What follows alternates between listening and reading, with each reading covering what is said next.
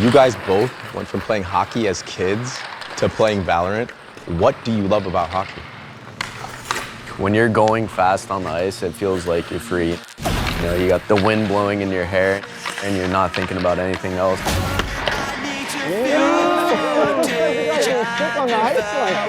The speed of the game is like something that's unmatched, I feel like. Yeah.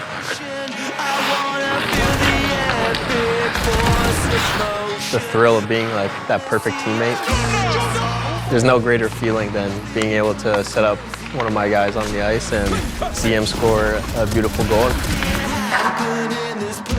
Camaraderie. Everybody's like a brother in your team, and it was just a great atmosphere. At the end of the day, we celebrate together. That's what I live for.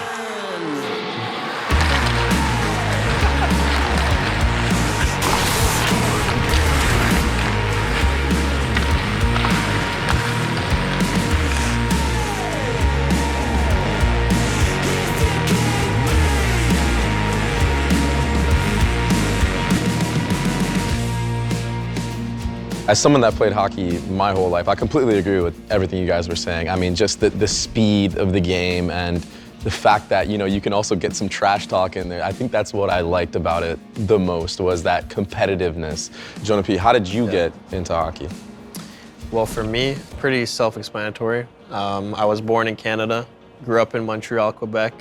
I was just born into the culture. My dad was a day one Montreal Canadiens fan. They go by the Habs. And, you know, it's basically a hockey world over there. And it was always my dad's dream to have his kids play hockey. And, you know, that's what we did. We were living his dream, but it also became our dream to a certain point. My dad told me I was skating before I was walking. I was 8 months old on skates before I could walk. Wow. Yeah. I had a similar story with my dad, too.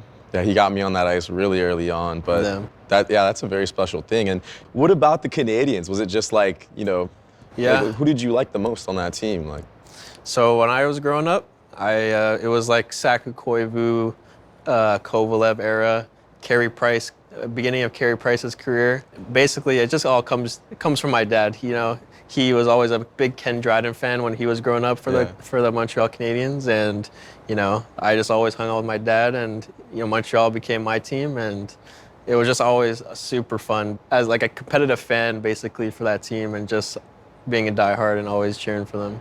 Mitch, how did you get into hockey? Actually, my older brother got me into hockey.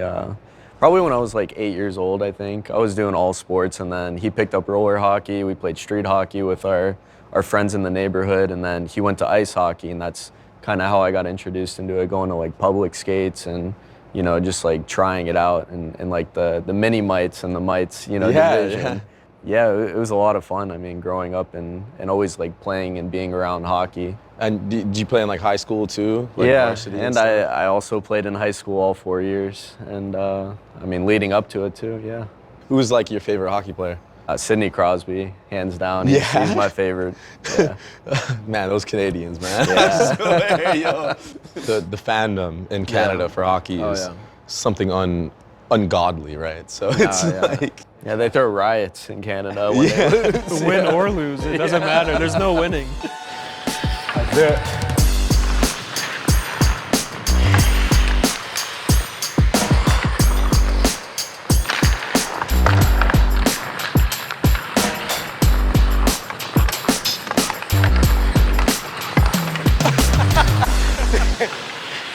Sorry, bro.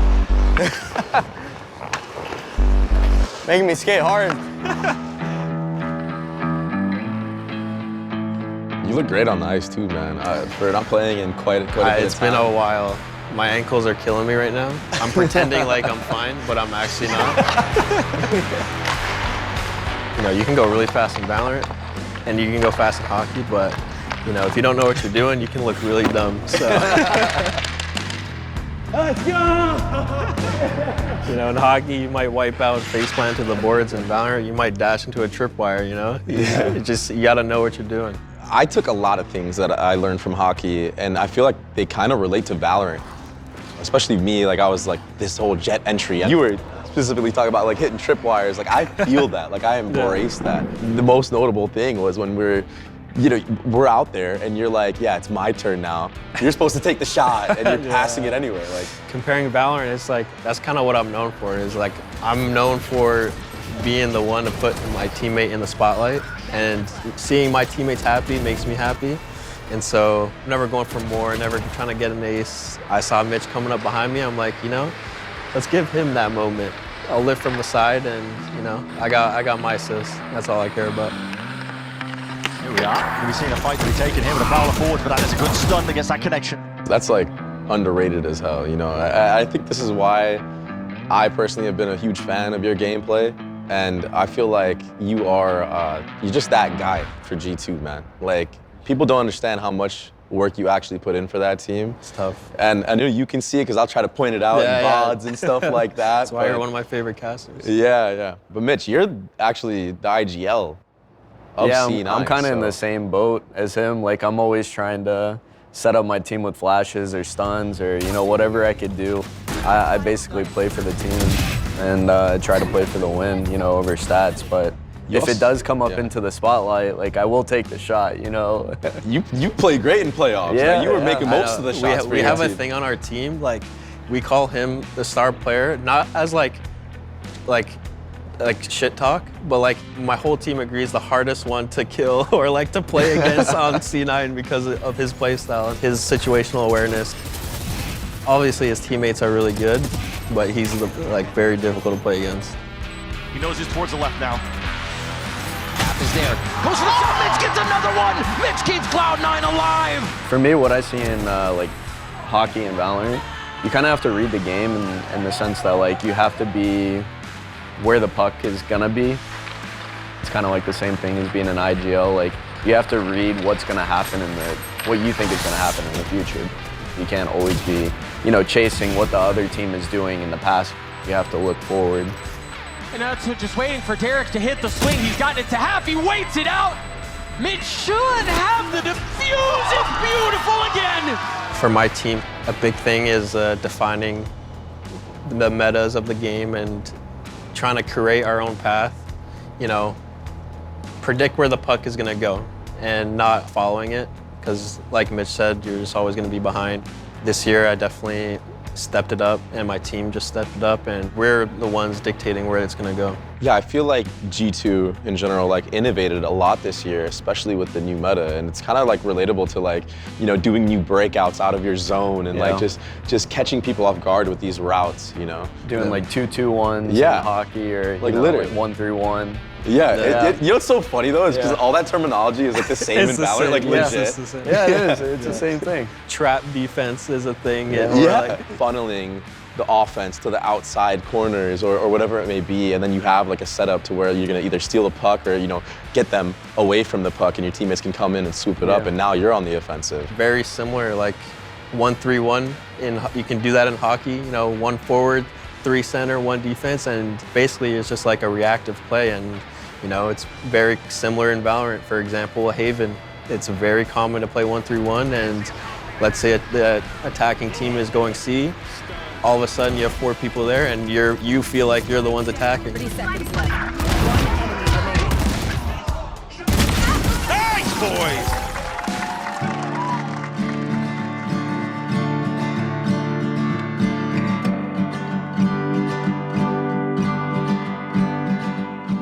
I want to talk about Masters Bangkok for a second, because that was probably one of the most grueling losses a team could have.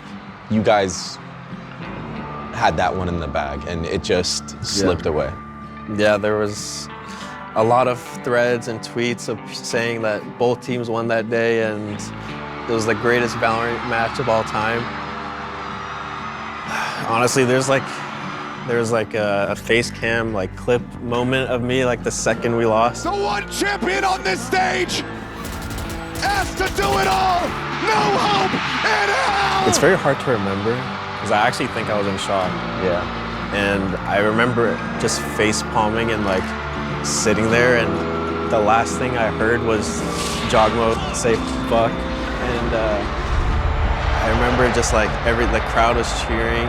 It's like a ringing in my ear, and It sounds dramatic. I know I'm being dramatic, but that's how I felt. So No, that is how it feels, honestly. Like losing in playoffs to Sentinels because they sell out their crowd every time, and just hearing everybody cheer, it's kind of like what you said.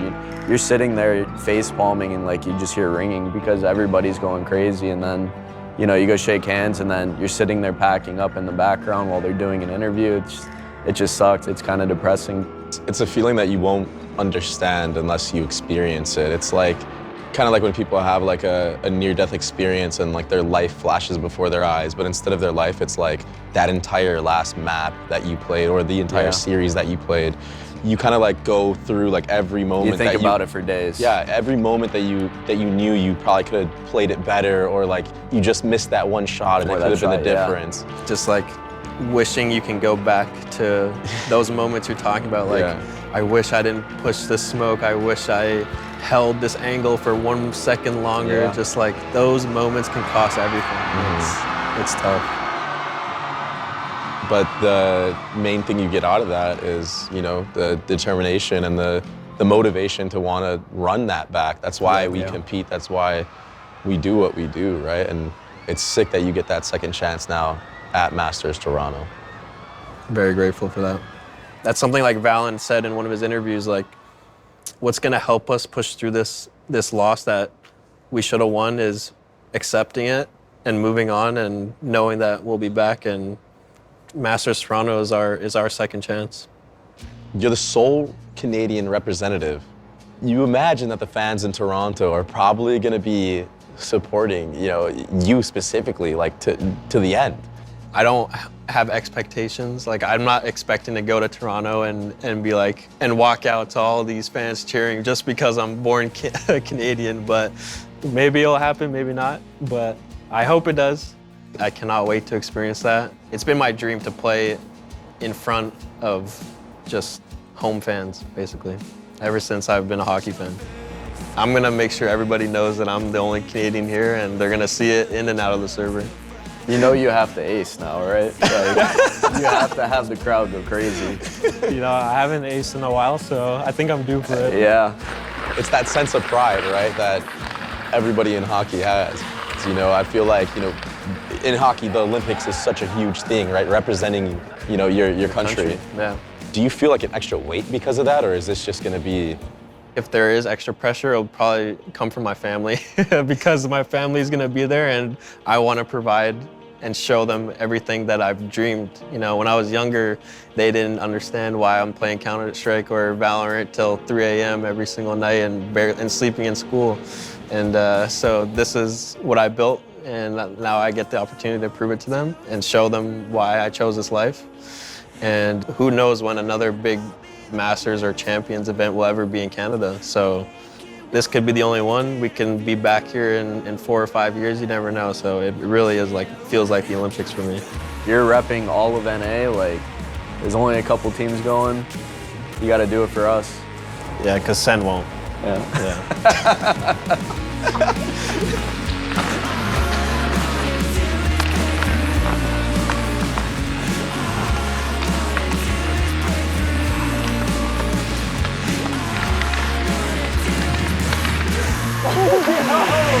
Well, why didn't you shoot, bro?